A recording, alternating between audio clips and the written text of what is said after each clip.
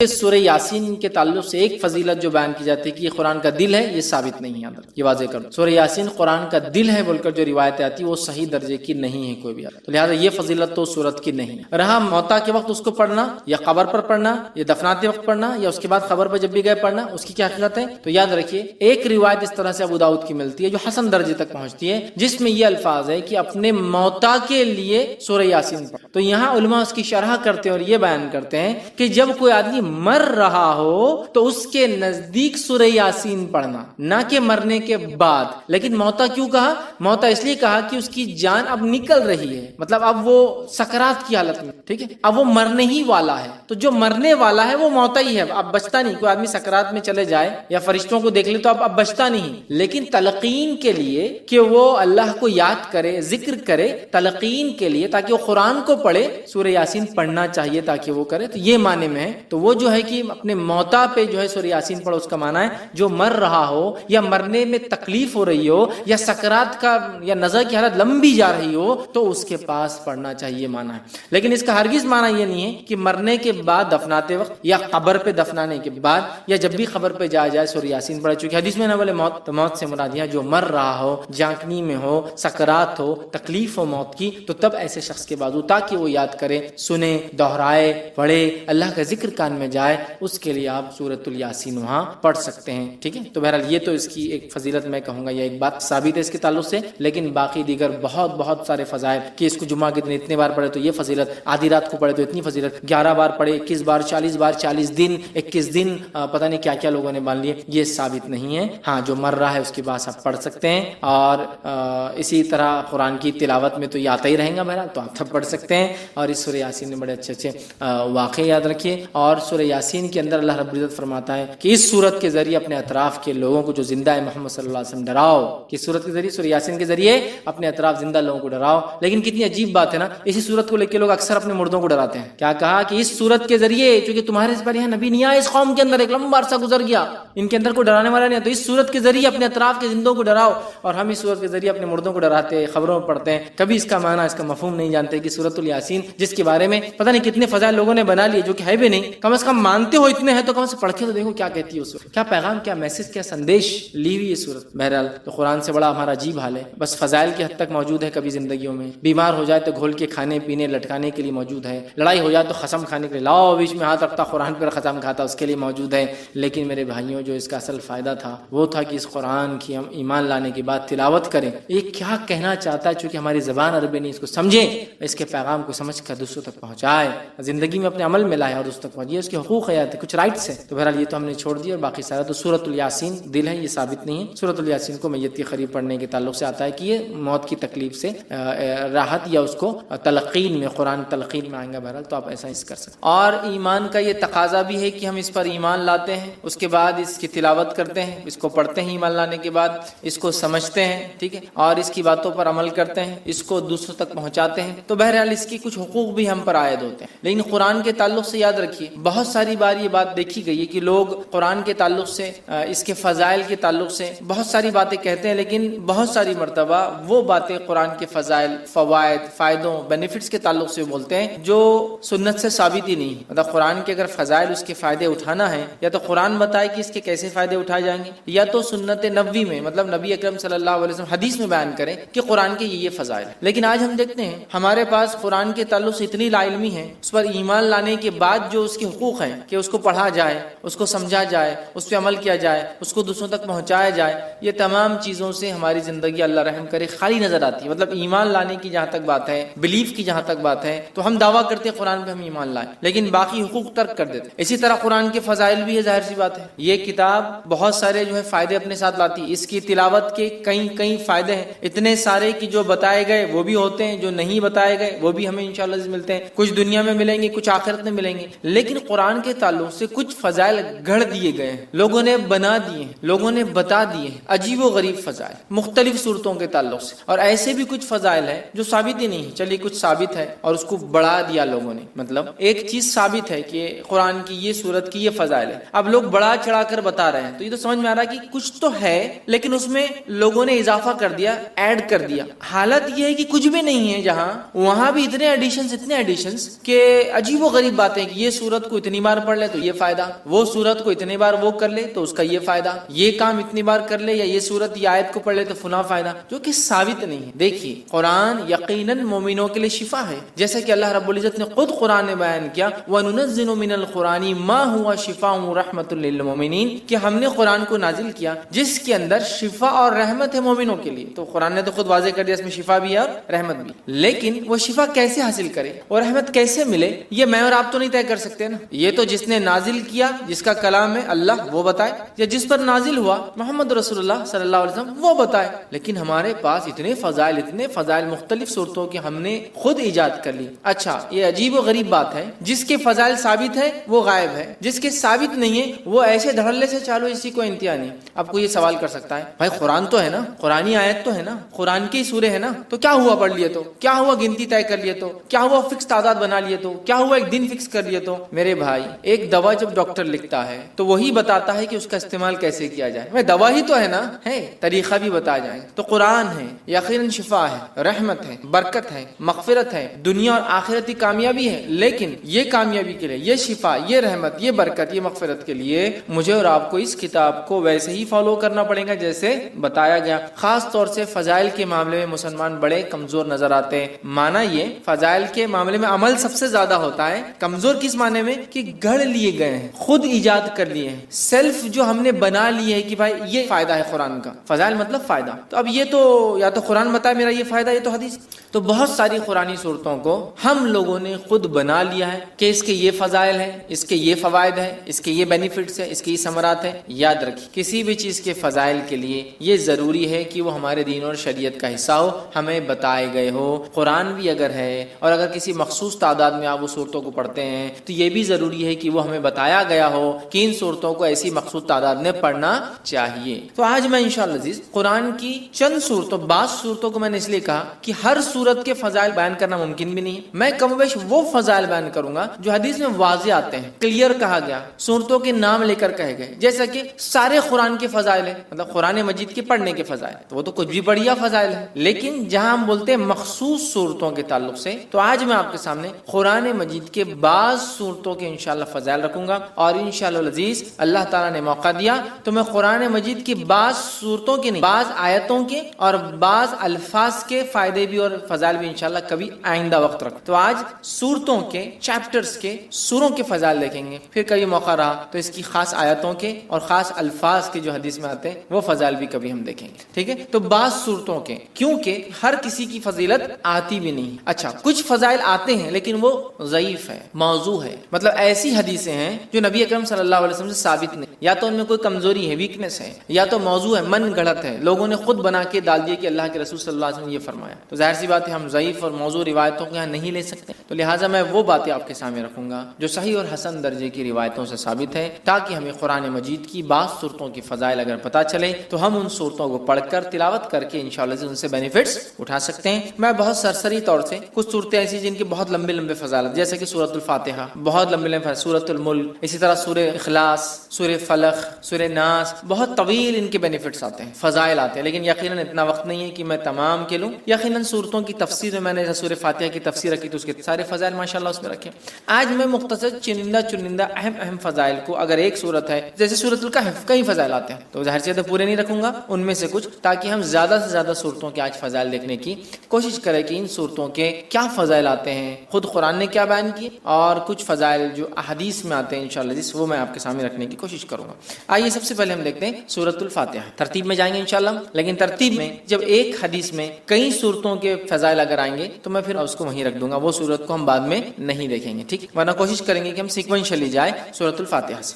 تو سب سے پہلے سورت قرآن کی سورۃ الفاتحہ ہے، اور سورہ فاتحہ کی یاد رکھیے بہت بہت بہت فضیلت ہے، اتنی فضیلت ہے کہ جس کی کوئی انتہا نہیں۔ اس سورت کے نام ہی ہمیں بتا دیں گے کہ اس کی فضیلت کتنی، ٹھیک ہے؟ اس سورت کے ناموں سے ایک نام ہے ام القرآن، قرآن کی ماں، ایک نام ہے سبع مثانی، 7 بار بار پڑھی جانے والی آیت ہے، ایک نام ہے قرآن عظیم، مطلب خود سورہ فاتحہ کو بڑا قرآن کہا گیا ہے، اس کا ایک نام ہے سورہ الحمد، اسی طرح سورۃ الشکر، سورہ الدعاء، سورہ الشافیہ، سورہ الکافیہ، سورہ کنز، شفا والی، کافی ہو جانے والی، خزانہ خزانہ، ٹھیک ہے، دعا، تعریف، الحمد، کئی نام اس کے آتے ہیں. ان کے نام ہی خود بتاتے ہیں اس سورت کے کتنے سارے فضائل. اور فاتحہ اس لیے کہا جاتا ہے کہ اس سے قرآن شروع ہوتا ہے. فاتحہ افتتاح سے لفظ آتا ہے، اس کا مطلب فتح مطلب کھلنا، اوپننگ. تو چونکہ قرآن اس سے کھلتا ہے اسی لیے اس کو سورہ فاتحہ کہا جاتا ہے. قرآن اس سے شروع ہوتا ہے.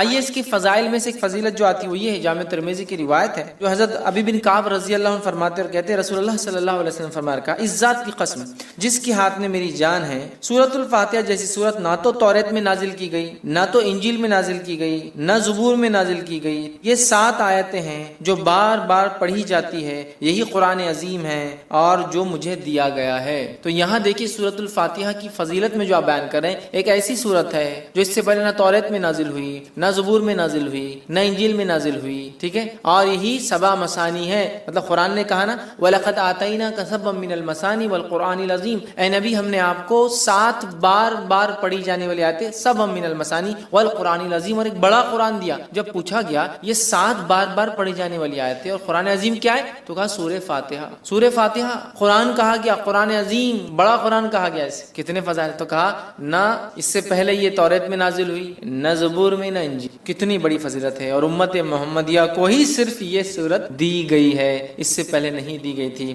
کتنے فضائل ہے سورت کے، اس سے میں سمجھتا ہوں ہم اندازہ لگا سکتے ہیں. اسی طرح جو ہے تمام جسمانی جو ہے عوارض کے لیے سورہ فاتحہ پڑھ کر دم کرنا شفا کا باعث. تمام جسمانی کوئی تکلیف انسان کو ہو سورۃ الفاتحہ کو پڑھ کر دم کیا جا سکتا ہے. اس کے تعلق سے بخاری کی روایت ہے، ابو سعید خدری رضی اللہ عنہ فرماتے ہیں اور کہتے ہیں کہ ہم لوگ جو ہے سفر میں تھے اور ایک جگہ جو ہے پڑاؤ ڈالا تو ایک لڑکی آئی اور کہنے لگی اس قبیلے کے سردار کو بچھو نے جو ہے کاٹ لیا ہے، کیا آپ میں سے کوئی ہے جو اس کو جھاڑ پھونک کرے گا، بچھو کے زہر کو اتارے گا؟ پڑھنے سے، رقیہ کرنے سے، کسی چیز کو دم کرنے سے بچھو کا زہر کیسے اترتا ہے؟ کوئی آدمی سوچ سکتا نا. اور حدیث میں آتا ہے کہ بچھو کا زہر سورہ فاتحہ سے اتارا گیا. ٹھیک ہے، بہرحال میں حدیث رکھتا ہوں پھر اس کی تفصیلات سمجھاتا ہوں. تو کوئی ہے جو اس کا علاج کر دے، کوئی دم پھونک کرنے والا ہے. ایک آدمی جو ہے اس کے ساتھ جو ہے چل دیا، مطلب صحابہ میں سے ایک آدمی ان کے ساتھ جو چل دیا، حالانکہ اس نے کبھی نہیں اس کے بارے میں سنا تھا کہ یہ دم کرتا ہے. ٹھیک ہے، جب دم کرنے والا پلٹ کر واپس آیا تو اس سے پوچھا گیا کہ تم دم کرنا جانتے بھی ہو؟ دم سمجھتے ہیں پڑھ کر ایسا پھونکنا کہ تھوڑا تھوک اڑے دم. تو کیا تم جانتے بھی ہو دم کیا ہوتا ہے؟ تم نے کر کے آیا یا یوں ہی کہہ دیا کہ مجھے دم آتا ہے ویسے چلے گئے اٹھ کر؟ ٹھیک ہے، اس نے کہا نہیں، میں نے تو بس سورہ فاتحہ پڑھی اور پھونک مار دی. ٹھیک، سورہ فاتحہ پڑھی اور پھونک مار دی اور اس کو شفا ہو گئی. اب آپ کوئی سوچ سکتا آدمی کہ بچھو نے کاٹا، زہر ہے، اور آپ پھونکنے کی بات کر رہے ہیں. ٹھیک، تو آج جدید سائنس اس طرف بڑھ چکی ہے کہ لیکوڈز کے اندر خود کی سمجھنے کی صلاحیتیں ہوتی ہیں. معلوم آپ کو پانی کے تعلق سے ایک اسٹڈی آئی ہے کہ پانی پہ جب کچھ کلمات پڑھے جاتے ہیں تو پانی اپنے مالیکولز کو ریسٹرکچر کرتا ہے. معلوم مطلب اس کو جب کچھ پڑھا جاتا ہے، جیسے ایک آدمی بسم اللہ کہہ کر پڑھے گا تو پانی اپنے آپ کو ریسٹرکچر کرے گا. معلوم وہ آپ کے انسٹرکشنز کو سمجھ سکتا ہے. اب یہ الگ بات ہے کہ ابھی یہ اب ایک سائنٹیفک، ابھی اس کے لیے فیکٹس ایک لمبا وقت، بٹ ابھی ہم کو پتا چل رہا ہے جو سائنس آج کی بتا سکتی ہے، لکوڈز جو ہوتے ہیں ان میں اپنی انڈرسٹینڈنگ اور وہ ریسٹرکچر کر سکتے، ریڈیزائن کر سکتے اپنے آپ کو، سامنے والا کیا پڑھ رہا ہے. اگر اسی بات کو ہم ذہن میں رکھیں جو آج ایک ابتدا ہے اس فیلڈ کی، ہو سکتا ہے آگے بہت ساری باتیں ہمارے سامنے آئے، یہ ابتدا ہے، تو ہمیں پتا چلتا ہے زہر بھی قسم کا لکوڈ ہے جو اندر جا رہا ہے. جب اللہ کا کلام پڑھ کے انسٹرکشنز مل رہے ہیں تو وہ ایکٹ کرتا ہے، ریئیکٹ کرتا ہے، ریسٹرکچر کر سکتا ہے اپنے آپ. جو زہر ہے وہ شفا میں بھی تبدیل ہو سکتا ہے. واللہ عالم، یہ تو ابھی ابتدا ہے. آگے آگے دیکھیے جو ہے سائنس دنیا کیا کیا ثابت کرتی ہے جو اسلام نے پہلے ہی بتا دیا ہے نا. آج بہت ساری تھراپی جس میں صرف پھونکا جاتا ہے اور سہلایا جاتا ہے. دیکھا آپ مساج خالی پھونکتے ہیں اور ایسا ایسا یوں کرتے ہیں، ملتے ہیں، صرف مساج نہیں، صرف یوں ملیں گے، سر پہ ہاتھ پھیریں گے، باڈی پہ ہاتھ پھیریں گے اور بولتے ہیں اس سے علاج ہو. مطلب جرمنی میں ایک سائنٹسٹ ہے، وہ پاگلوں کا یا لوگوں کا علاج کرتا ہے جن کو مرگی وغیرہ کی بیماری، ایپیلیپسی وغیرہ ہوتی ہے، اور وہ ان کو، حالانکہ نان مسلم ہے، کرسچن ہے، تجوید کے ساتھ قرآن پڑھاتا ہے اور اس کی تجزیے کے مطابق، اس کے ایکسپیریمنٹس کے مطابق وہ کہتا ہے اللہ لفظ کو جو تجوید کے ساتھ پراپرلی برابر ادا کیا جائے ایسا آدمی پاگل نہیں ہوتا ہے. وہ مسلمان نہیں ہے لیکن اس کی تھراپی کہتی ہے کہ یہ لفظ کو صحیح بولنے سے مینٹلی آدمی اچھا رہتا ہے. سبحان اللہ. ٹھیک ہے، تو بہرحال تو زہر کا اتارا ہے، اس لیے میں نے کہا کہ جسمانی بیماریوں کا اس کے اندر علاج ہے. اسی طرح سورۃ الفاتحہ کی فضیلت یہ ہے، جادو،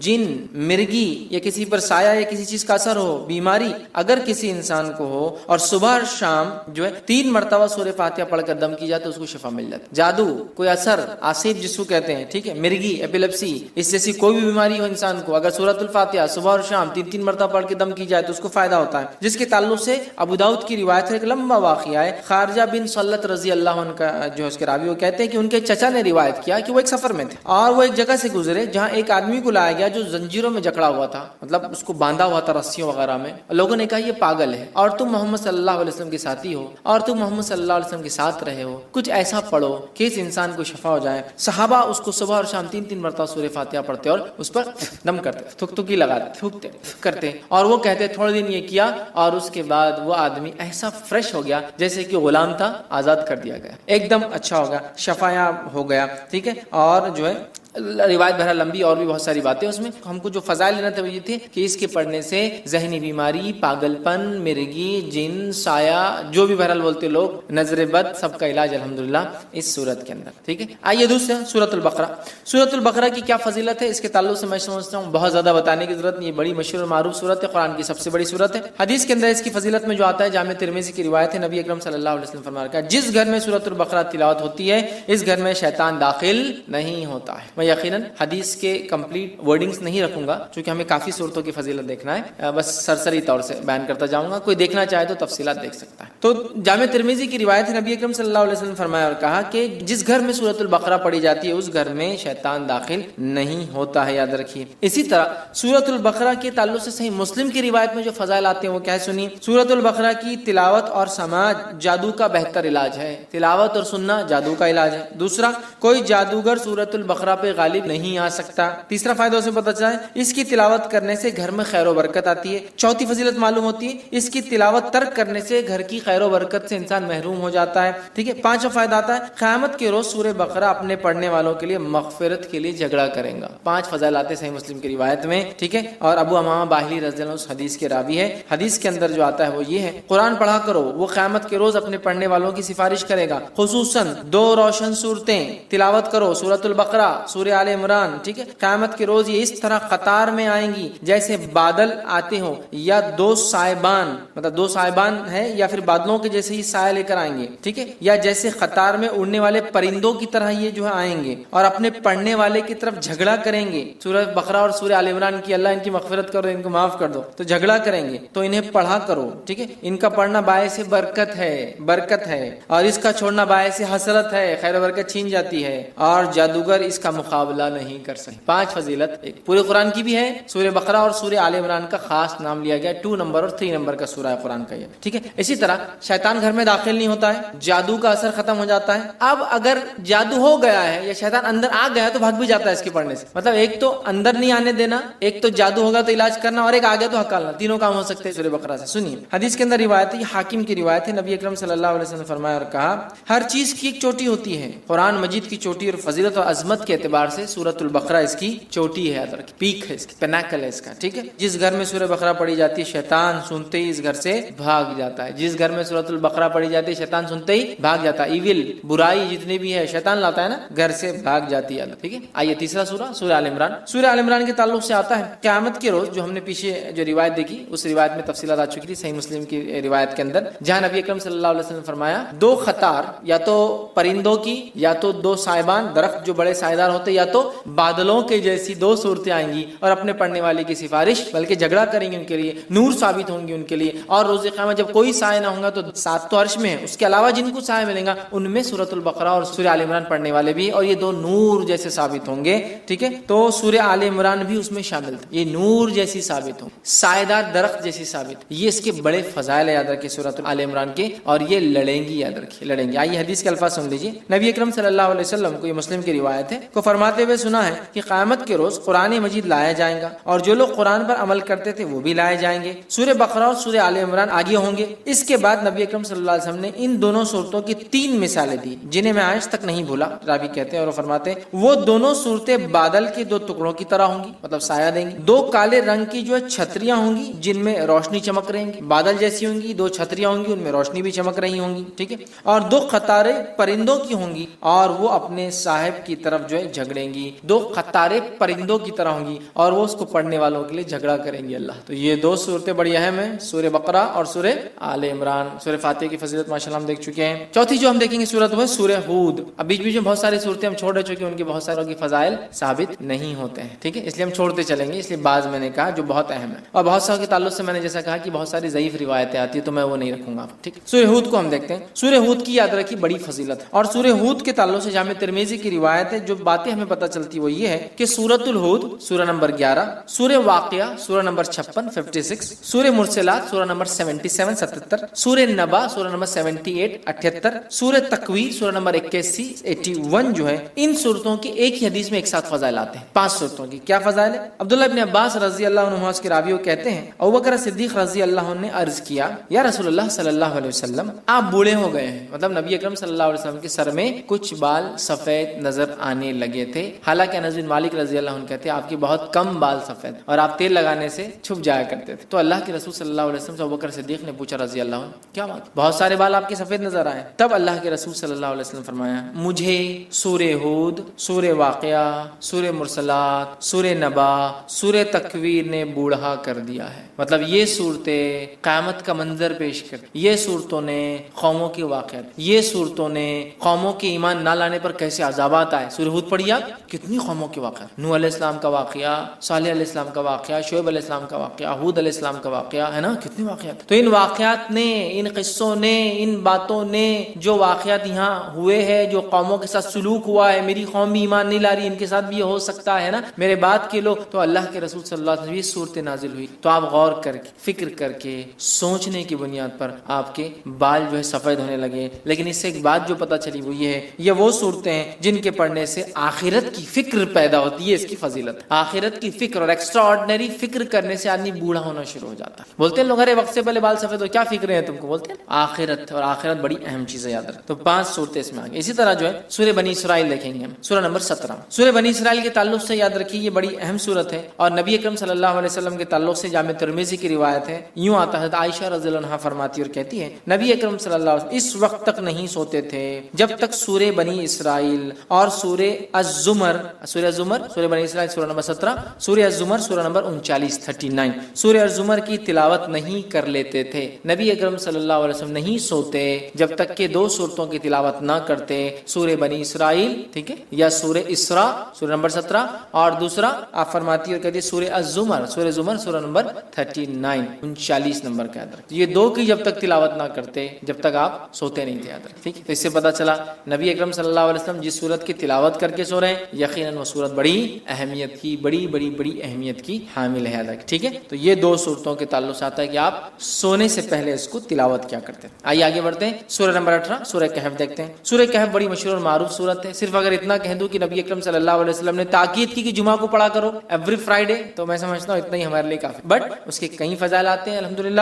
سورہ نمبر 18 سورہ کہف کی جو فضیلت آتی ہے وہ یہ ہے جو شخص اس کی ابتدائی 10 آیتوں کو حفظ کر لے گا اور تلاوت کرے گا دجال کے فتنے سے محفوظ رہیں گا، دجال کے فتنے سے محفوظ رہیں گا. اور سورۃ الکہف کی ابتدا میں نوجوانوں کا واقعہ آتا ہے جو اپنے وقت کے بادشاہ کی فتنے سے محفوظ رہے جس نے اپنے آپ کو معبود، رب، گاڈ ڈکلیئر کر. پورا واقعہ نا اصحاب کہف، دا پیپل آف دا کیو، غار والے لوگ ہیں نا، پورا واقعہ اسی سے لفظ سورت کا نام بھی کہف آتا. سورہ نمبر 18 جو اس کی 10 آیتوں کا حفظ کر لیں گا اور اس کی تلاوت کریں گا فتنہ دجال سے بچ جائیں گا. اور آپ کو پتا ہے فتنہ دجال کیا ہے؟ فتنہ دجال وہ فتنہ ہے جس کے تعلق سے حدیث میں آتا ہے کہ آدم علیہ الصلوۃ والسلام اور نوح علیہ الصلوۃ والسلام نے اپنی قوم کو اس سے ڈرایا. حالانکہ ان کے زمانے میں آنے والا نہیں تھا، آخری نبی کے آئے تک نہیں آنے والا تھا، ہے نا، اور آخری نبی کے دور میں بھی نہیں آنے والا تھا، ان کے امتیوں میں آنے والا تھا. اور وہ بھی ہر امتی پہ نہیں آنے والا تھا، جو زمانے کے آخر وقت میں رہیں گے، جو ایمان کے اعتبار سے بڑے کمزور ہوں گے، تو ان میں جو مضبوط ہوں گے وہ بچ جائیں گے. ٹیسٹ ہوگا ایک طرح سے، امتحان. تو فتنہ دجال کا فتنہ وہ فتنہ ہے کہ آدم علیہ السلام، نوح علیہ السلام نے، اور حدیث میں آتا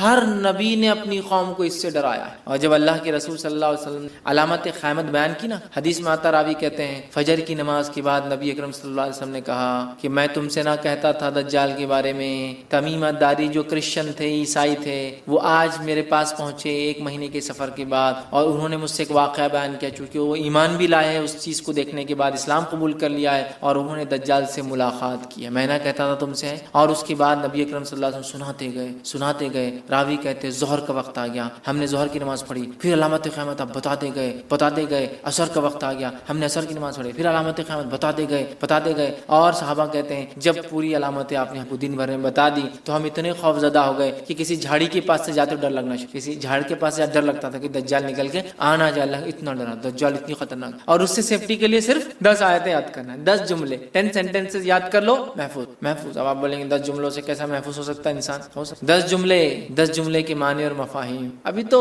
میں کہہ رہا ہوں نا، قیامت تک قرآن اپنے عجیب و غریب معجزے دکھاتا رہے گا۔ قرآن دیکھیے، ہر نبی کو اللہ نے قوم کے پاس بھیجا، قوم ایمان بغیر معجزے کے نہیں لائی، میراکل کے، تو اللہ تعالیٰ نے اب چونکہ نبی نہیں بھیجیں گا تو ایک ایسا معجزہ میراکل قرآن بھیج دیا ہے جو ہر دور میں اپنے آپ کو معجزہ ثابت کر کے رہیں گا، ہر ایج میں ثابت کرے گا۔ نبی اکرم صلی اللہ علیہ وسلم کے زمانے میں عربی اور لغت کا ایج تھا، شاعری کا ایج تھا، قرآن نے ثابت۔ اس کے بعد کے زمانوں میں فلسفوں کو لوگوں نے آگے کیا، قرآن نے ثابت۔ آج سائنس اور ٹیکنالوجی قرآن ثابت کرتا ہے، کل کوئی اور دور ہوگا، قرآن وہاں بھی اپنے آپ۔ تو اس کی 10 آیتیں سورۃ الکہف کی، صحیح مسلم کی روایت ہے، ابو درداء رضی اللہ عنہ فرماتے ہیں، کہتے ہیں رسول اکرم صلی اللہ علیہ وسلم فرمایا، جس نے سورہ کہف کی پہلی 10 آیتیں یاد کر لی وہ فتنہ دجال سے محفوظ کر لیا گیا۔ یاد کرو، سمجھو اس کو، اس کے معنی مفہوم پہ غور کرو، فتنہ دجال سے انشاءاللہ ہم بچ جائیں گے، ٹھیک ہے۔ اسی طرح جو ہے سورہ کہف کی آخری 10 آیت تلاوت کرنے والا فتنہ دجال سے محفوظ رہے گا، پہلی 10 آیتیں یاد کرنے والا آخری 10 آیتیں تلاوت کرنے والا محفوظ رہے گا۔ یاد بھی کر لے، یاد کرنا ہے تو مسئلہ نہیں۔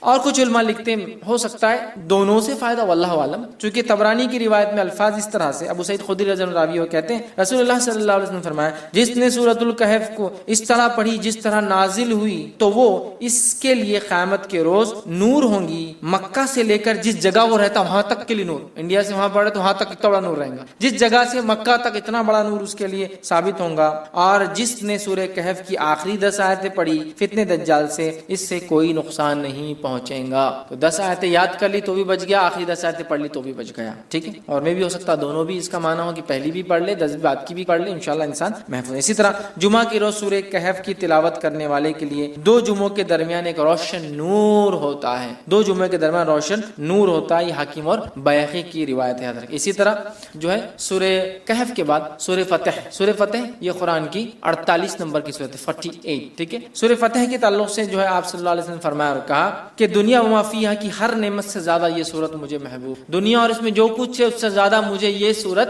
محبوب ہے، پسندیدہ ہے، میں اس کو چاہتا ہوں۔ کیوں؟ بخاری کی روایت ہے، ہم جانتے ہیں سورہ فتح نازل ہوئی تھی، اس کی ابتدا جب حدیبیہ 6 ہجری کا واقعہ ہے، عمرے کے لیے صحابہ اور اللہ کے رسول صلی اللہ علیہ وسلم گئے، مشرکین نے آنے نہیں دیا، ایک ٹریٹی سائن ہوئی، ایک پیکٹ سائن ہوا، صلح سائن ہوئی، دستخط ہوئی، جس کو صلح حدیبیہ کہتے ہیں۔ اور صحابہ پریشان تھے، دل میں تھوڑے سے ملال کر رہے تھے کہ ہم جنگ لڑتے ہیں ان سے، ہم کو آنے نہیں دیتے۔ اللہ کے رسول صلی اللہ علیہ وسلم لیکن امن کو پسند کیا جنگ کے مقابلے میں، تو اللہ رب العزت نے جب یہ ہو گیا تو اللہ نے فرمایا انا فتحنا لک فتحا مبینا، اے نبی ہم نے آپ کو کامیابی دی کھلی۔ صحابہ وہ خوش ہو گئے کہ ہم کو تو دنیاوی لگ رہا تھا، ہم تو معاہدہ کر کے پیچھے رہ گئے، قرآن کہہ رہا ہے فتح مبین ہے۔ تو آپ سے فرما رہے اس سے زیادہ مجھے کوئی صورت پسند نہیں۔ اس کے تعلق سے ایک طویل لمبا واقعہ ہے، عمر ابن خطاب رضی اللہ عنہ نے اللہ کے رسول صلی اللہ علیہ وسلم نے ایک مسئلہ پوچھا، بخاری کی روایت۔ یہ مسئلہ کب پوچھا؟ جب آپ نبی اکرم صلی اللہ علیہ وسلم تھوڑی سی پہلے بحث کر چکے تھے، واقعہ معلوم ہے نا؟ حضرت عمر رضی اللہ عنہ آئے، اللہ کے رسول صلی اللہ علیہ وسلم کہا کہ اللہ کے رسول صلی اللہ علیہ وسلم کیا ہم حق پر نہیں ہیں؟ آپ نے کہا تو ہم لڑتے کیوں نہیں، کیوں صلح ہو رہی ہے؟ آپ نے خاموش۔ پھر گئے ابوبکر صدیق رضی اللہ عنہ کے پاس، کہا مسئلہ کیا ہے؟ ہم حق پر نہیں ہیں تو کہا ہے، پھر لڑتے کیوں نہیں؟ ابوبکر صدیق خاموش رہے، کہ اللہ کے رسول خاموشی اختیار کی نا، مل گیا نا جواب۔ اب شاید اس کے بعد یہ سوال کریں، روایت میں تفصیلات نہیں آتی، میں سمجھ رہا ہوں اس کی ترتیب۔ حضرت عمر نے مسئلے کا سوال پوچھا، آپ نے جواب نہیں دیا، پھر پوچھا، آپ نے جواب نہیں دیا، پھر پوچھا، 3 بار پوچھا، آپ خاموش۔ اب حضرت عمر رضی اللہ عنہ آگے نکل گئے قافلے میں، اور دل میں سوچ رہے ہیں کیوں میں نے 3 بار سوال کرا؟ اگر اللہ کے رسول صلی اللہ علیہ وسلم ناراض ہو گئے تو اللہ کو قرآن کی آیت ہی اتار دیں گا، اب میرے کچھ نہ کوئی مصیبت آتی، مطلب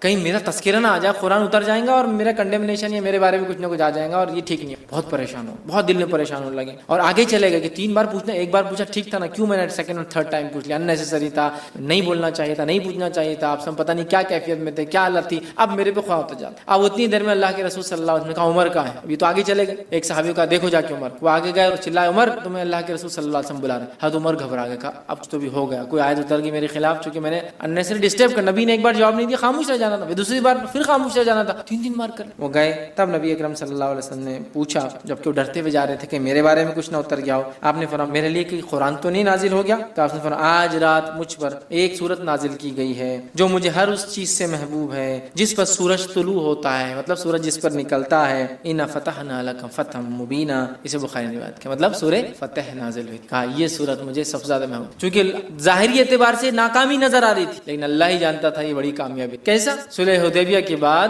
اسلام جو ہے پورے عالم میں پھیلنا شروع، اور آنے والے 3 سے 4 سالوں میں کئی ممالک مسلمان ہوں گے، اسلام قبول کر لیں، کیونکہ اب امن سائن ہو گیا، اب خطوط جانے لگے اور مبلغین جانے لگے، اور بہت سارے لوگ سمجھ گئے کہ قریش نے معاہدہ کرا مطلب جھک گئے ہے نا. قریش کہتے ہیں سب سے بڑی مچھلی کو سمندر کی، جس کو کسی دوسرے پانی کے جانور سے خطرہ نہیں ہوتا، اور یہ جب چاہے کسی کو بھی نگل سکتی ہے، سو کہتے قریش. جب سب سے بڑی مچھلی نے معاہدہ کر لیا تو واقعی کا کیا سمندر میں، سمجھتے نا. قریش کا معاہدہ آٹومیٹک سگنل تھا کہ اب محمد صلی اللہ علیہ وسلم ان کے ساتھی کوئی معمولی لوگ نہیں رہے. ایک زمانے میں جن کو مسئلہ اور کچلا اور قتل کیا گیا، اب یہ وہ لوگ ہیں جن کی عزت اور اکرام کرنا ہماری مجبوری ہے. حدیبیہ سائن ہوئی نا ٹریٹی، بہرحال تو آپ نے کہا مجھے پسند. اسی طرح سورہ ملک سورہ نمبر 67 سورہ ملک کی بھی یاد رکھیے، بڑی جو ہے فضیلت جو ہے آتی ہے، اور اس کے فضائل میں یاد رکھیے آتا ہے جو نبی اکرم صلی اللہ علیہ وسلم کے تعلق سے آتا ہے کہ آپ نے فرمایا، جامع ترمذی کی روایت، حدیث کے الفاظ جابر رضی اللہ عنہ فرماتے اور کہتے ہیں کہ اللہ کے رسول صلی اللہ علیہ وسلم اس وقت تک نہ سوتے جب تک سورہ علم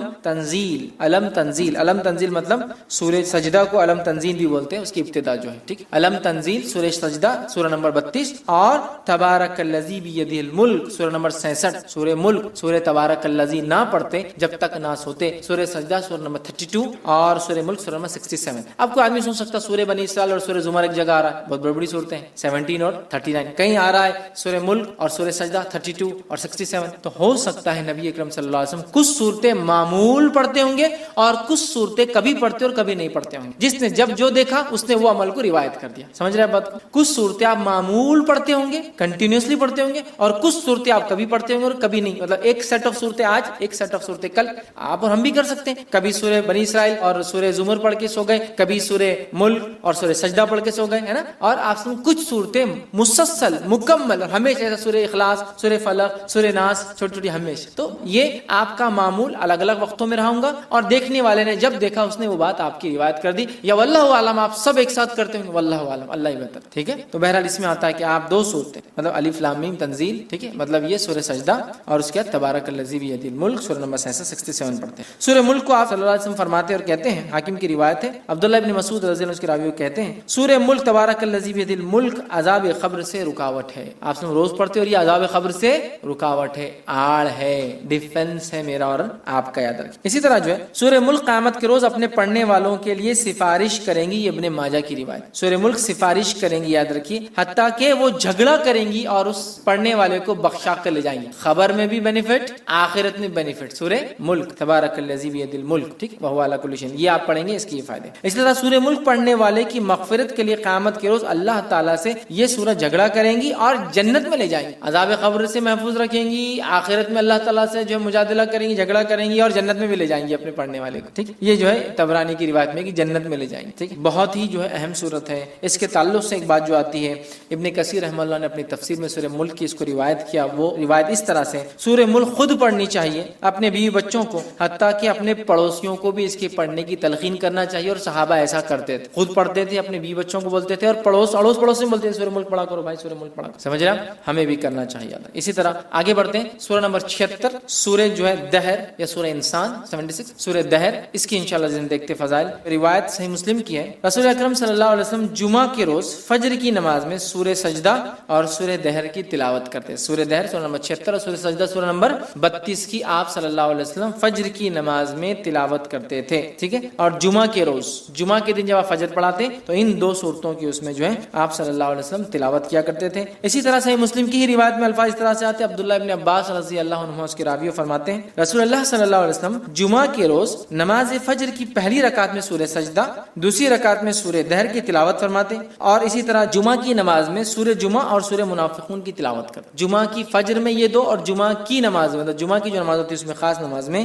آپ سورہ جمعہ سورہ نمبر 62 62 اور سورہ منافقون سورہ نمبر 63 63 آپ پڑھا کرتے. تو ظاہر سی بات ہے اللہ کے رسول صلی اللہ علیہ وسلم کا یہ سلیکشن بہت امپورٹنٹ ہے، کچھ نہ کچھ مقصد ہے اس کی. ٹھیک، تو یہ اس کی فضیلت ثابت کرتا ہے. اسی طرح نبی اکرم صلی اللہ علیہ وسلم کے تعلق سے آتا ہے کہ آپ جو ہے مسبحات پڑھے بغیر نہیں سوتے. مسبحات کس کو کہتے ہیں؟ مسبحات یہ 7 قرآن کی صورتیں ہیں جن کی ابتدا اللہ کی حمد و ثنا یا تسبیح سے شروع ہوتی ہے. جیسے فار ایگزامپل، مثال کے طور پہ سورہ نمبر 17 سورہ بنی اسرائیل، سبحان الذی اسری بعبدہ، سبحان. مسبحات وہ صورتیں جن کی فرسٹ آیت میں اللہ کی حمد و ثنا اور تسبیح ہے. سمجھ رہا؟ مسبحات اس کو کہتے ہیں، ٹھیک ہے. سبح اسم ربک الاعلی، سورہ اعلیٰ کی پہلی آیت مسبحات کہتے ہیں. تو ایسی 7 صورتیں ہیں جو اللہ کی حمد و ثنا سے ان کی پہلی آیت شروع ہوتی ہے، اس کو کہتے ہیں مسبحات. تو ایک روایت میں آتا ہے جامع ترمذی کی، نبی اکرم صلی اللہ علیہ وسلم، جس کے راوی جو ہے ارباز بن ساریہ رضی اللہ عنہ کہتے ہیں، نبی اکرم صلی اللہ علیہ وسلم سونے سے پہلے مسبحات کی تلاوت فرمایا کرتے تھے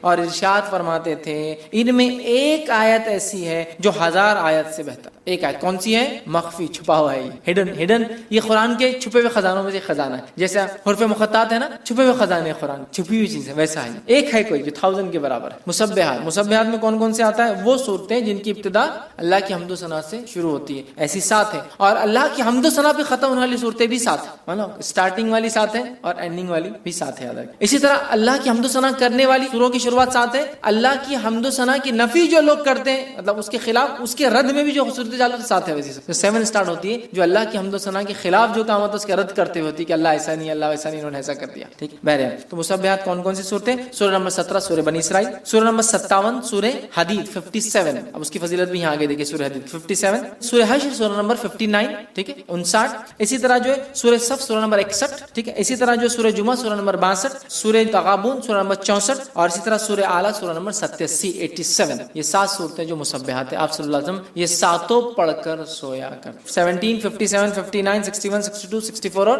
87، یہ اتنی صورتیں پڑھ کر نبی اکرم صلی اللہ علیہ وسلم سویا کر. آئیے آگے بڑھتے ہیں. اسی طرح سورہ تکویر سورہ نمبر 81 کے تعلق سے ہم دیکھتے ہیں. سورہ تکویر کے تعلق سے نبی اکرم صلی اللہ علیہ وسلم فرماتے ہیں، یہ جو ہے جامع ترمذی کی روایت آپ نے فرمایا، جو شخص اپنی آنکھوں سے قیامت کا منظر دیکھنا پسند کرتا ہے وہ سورہ تکویر، جو شخص اپنی آنکھوں سے قیامت کا منظر دیکھنا پسند کرتا ہے وہ سورہ تکویر سورہ نمبر 81 پڑھے، سورہ انفطار سورہ نمبر 82 پڑھے، اور سورہ انشقاق سورہ نمبر 84 یہ 3 صورتیں پڑھے. اس کے سامنے قیامت کا منظر ظاہر. جو شخص قیامت کا منظر اپنی آنکھوں سے دیکھنا چاہتا ہے وہ 3 صورتیں پڑھے. پہلا سورہ تکویر سورہ نمبر 81، دوسرا سورہ انفطار سورہ نمبر 82، اور تیسرا سورہ انشقاق سورہ نمبر 84. یہ پڑھے قیامت اپنی آنکھوں سے. اس کے فضائل کیا ہوں گے؟ اس کا مطلب فضائل یہ ہے کہ اس کو پڑھنے سے آخرت یاد آتی ہے، قیامت یاد آتی ہے. انسان وہ مناظر دیکھتا ہے جو مناظر تب ہونے والے ہیں، یقیناً وہ انٹینسٹی ہم کبھی نہیں سمجھ پائیں گے، لیکن کچھ نہ کچھ ایک پکچر سامنے آ جاتا ہے نا. تو بہرحال وہ چیز اس سے جو ہے ظاہر ہوتی ہے. تو یہاں 81 کی فضیلت بھی آ گئی، 82 کی بھی آ گئی، 84 کی بھی آ گئی. اللہ کام بیچ بہت ساری صورتوں کے بیچ میں ایسا ایک الفاظ میں سورہ حدید 57 کے بیچ میں آ گئی، حالانکہ میں نے ترتیب میں نہیں لیا تھا چونکہ ایک حدیث کا حصہ تھا. آئیے اسی طرح سورہ اعلیٰ سورہ نمبر 87 کی کیا فضیلت. سورہ اعلیٰ کے تعلق سے آتا ہے نبی اکرم صلی اللہ علیہ وسلم، یہ صحیح مسلم کی روایت ہے، نماز عیدین اور جمعہ کی نماز کی پہلی رکعت میں سورہ اعلیٰ اور دوسری رکعت میں سورہ غاشیہ تلاوت کرتے ہیں. جمعہ کی نماز میں اور عیدین کی نماز میں پہلی رکعت میں سورہ اعلیٰ، دوسری رکعت میں سورہ غاشیہ تلاوت کرتے ہیں. سورہ اعلیٰ سورہ نمبر 87، سورہ غاشیہ سورہ نمبر 88. تو 87 اور 88 2 آیتوں کی آپ ایک کے بعد ایک تلاوت کیا کرتے تھے. کتنی اہم بات ہے نا، کتنی اہم فضیلت ہے. اندازہ لگایا کہ آپ صلی اللہ علیہ وسلم اس کو تلاوت کیا کرتے تھے. جمعہ اور عیدین کی نماز پہلی رکعت میں سورہ اعلیٰ، دوسری رکعت میں سورہ غاشیہ. ہمیں بھی چاہیے اس کی تلاوت کریں. عموماً ہم دیکھتے ہیں بہت سارے لوگ کرتے بھی ان دوستوں کی تلاوت جمعہ کی نماز میں اور عیدین کی نماز، تو اس سے بھی اس کی فضیلت پتہ چلتی ہے. اسی طرح جو ہے نماز وتر کی پہلی رکعت میں نبی اکرم صلی اللہ علیہ وسلم سورہ اعلیٰ پڑھتے ہیں. زیادہ تر پہلی رکعت سورہ اعلیٰ پڑھتے ہیں، دوسری رکعت میں سورہ کافرون پڑھتے ہیں، تیسری رکعت میں سورہ اخلاص پڑھتے. ٹھیک ہے، تو اس سے بھی اس کی فضیلت پتہ چلتی ہے سورہ اعلیٰ کی کہ آپ صلی اللہ علیہ وسلم اس کو نماز میں پڑھا کرتے تھے. یاد رکھیے. اور خاص طور سے یہ سورہ غاشیہ سورہ نمبر 88 اس کی فضیلت آ گئی کہ یہ بھی نبی اکرم صلی اللہ علیہ وسلم جمعہ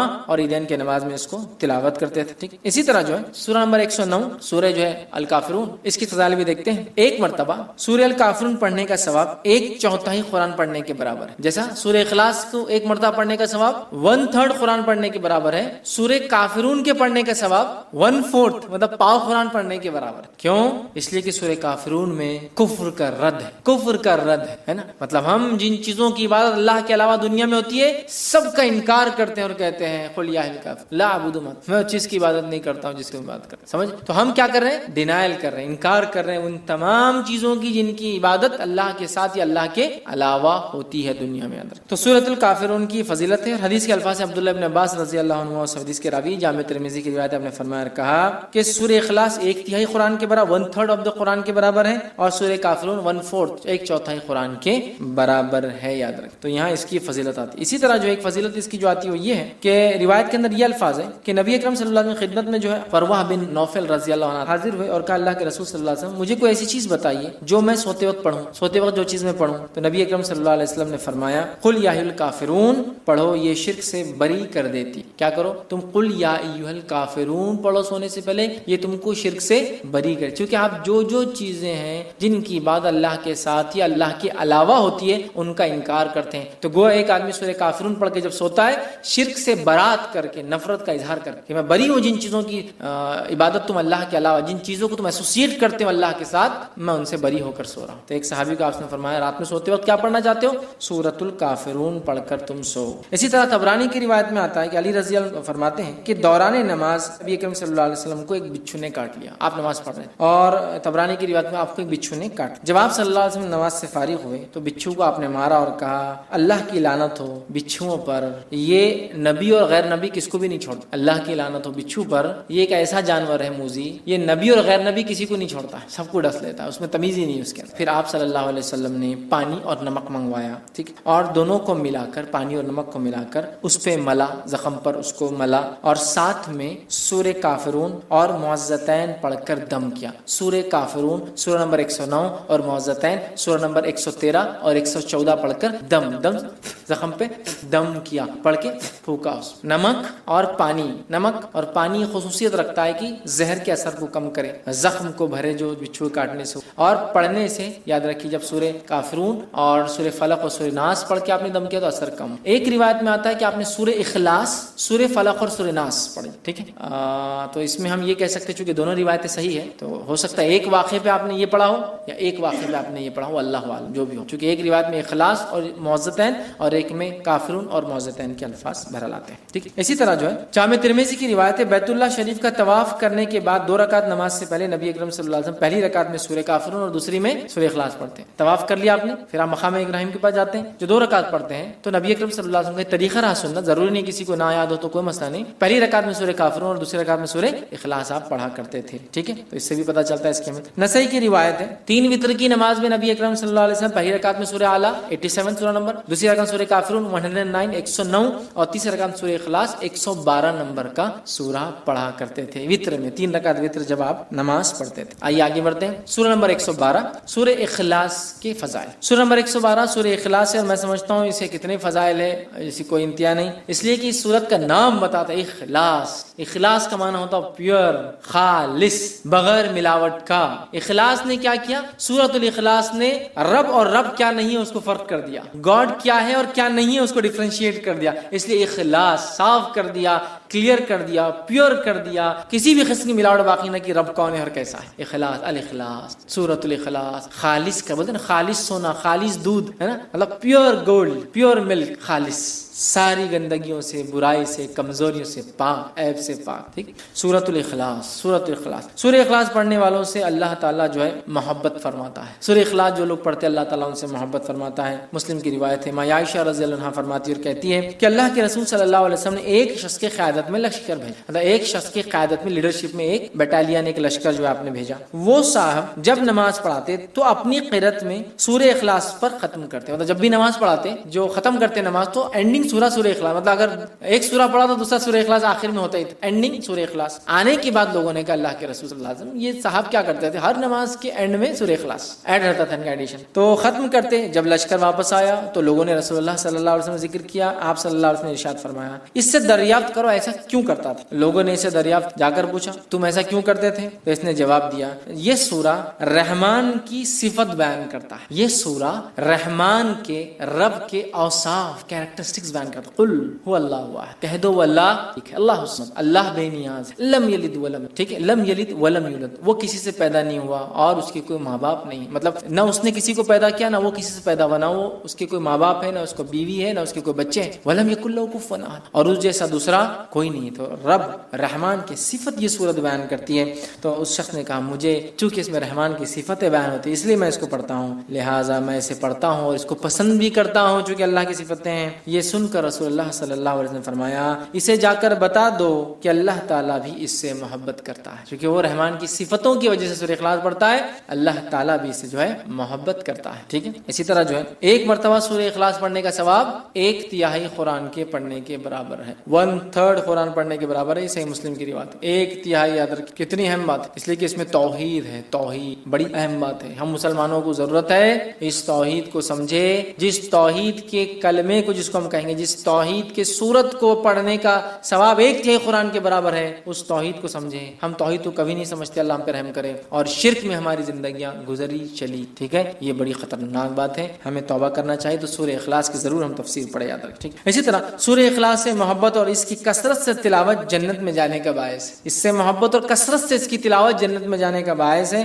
ابو ہریرہ رضی اللہ عنہ فرماتے ہیں رسول اکرم صلی اللہ علیہ وسلم کے ساتھ میں تھا، آپ صلی اللہ علیہ وسلم نے ایک آدمی کو قل واللہ احد پڑھتے ہوئے سنا تو آپ صلی اللہ علیہ وسلم نے فرمایا اس کے لیے واجب ہو گئی۔ میں نے عرض کیا کیا واجب ہو گئی؟ تو آپ صلی اللہ علیہ وسلم نے ارشاد فرمایا جنت۔ سورہ اخلاص پڑھا، آپ نے فرمایا اس کے لیے واجب ہو گئی۔ میں نے پوچھا کیا واجب ہو گئی اس کے لیے؟ تو کہا جنت۔ تو ابو کیا لگ رہا؟ صرف قل واللہ احد اللہ الصمد لم یلد ولم یولد ولم یکن له کفوا احد، جنت میرے واجب ہو گئی۔ یہ کلمے کے مطابق میری پوری زندگی گزرے مجھ پر جنت، یہ کلمے کے مطابق میری پوری زندگی گزرے اور میری موت اخلاص توحید پر ہی آئے، یہ میرے لیے واجب، اب جنت میں۔ تو آپ سمجھ رہے ہیں کتنی اہم بات ہے، سورہ اخلاص معمولی نہیں، یاد رکھیں۔ اسی طرح جو 10 مرتبہ سورہ اخلاص پڑھنے والے کے لیے جنت میں ایک گھر تعمیر کر دیا جاتا ہے۔ اب آپ دیکھیے غور سے، یہ پہلی صورت آئی جس میں کوانٹٹی آئی، کتنی بار پڑھنا ہے، باقی کسی میں بھی کوانٹٹی نہیں تھی اب تک۔ تو آپ جس کو بولیں گے آپ تعداد مت طے کیجیے اب صورتوں کتنا پڑھنا ہے، بس پڑھتے جائیے، یہاں کوانٹٹی ہے۔ اگر اس نیت سے 10 بار پڑھی جائے کہ اس سے جو ہے جنت میں گھر چاہیے تو پھر اسی کوانٹٹی فکس ہے، پھر 10 بار ایک ساتھ پڑھنا ہے۔ آئی حدیث کے الفاظ،